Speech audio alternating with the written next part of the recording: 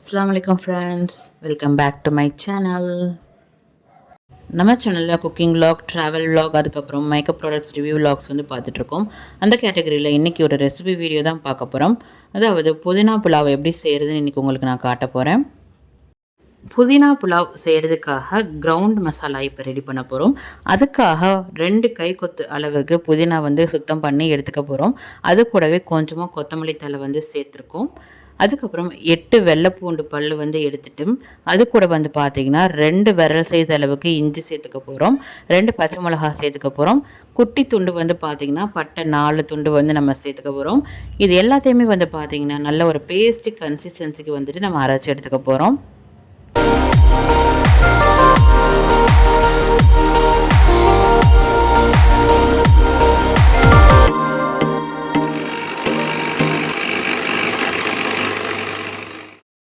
இப்போது கிரவுண்ட் மசாலா வந்து தயாராகிடுச்சு.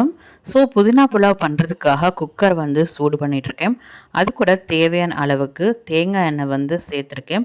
அதாங்க இன்றைக்கி தேங்காய் எண்ணெயில் தான் வந்து இன்றைக்கி நான் புதினா புலாவ் வந்து பண்ண போகிறேன். ஸோ எண்ணெய் வந்து சூடானதுக்கப்புறம் ஒரு பிரியாணி இலையும் ஒரு அன்னாச்சி பூவும் நான் சேர்த்துருக்கேன்.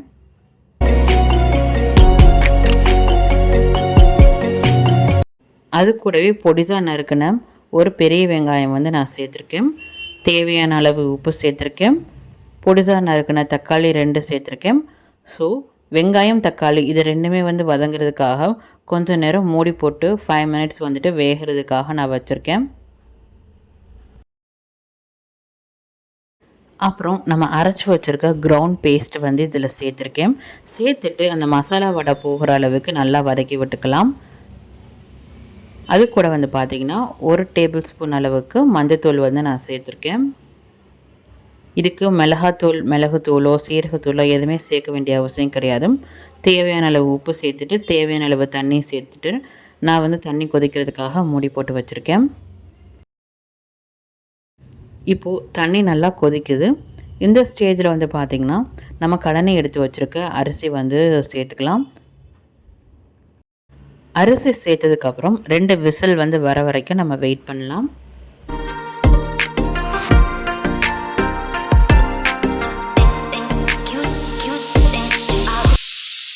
குக்கர் ஓப்பன் பண்ணி பார்த்தோம்னா சூப்பரான புதினா புலாவ் வந்து தயாராகிடுச்சு.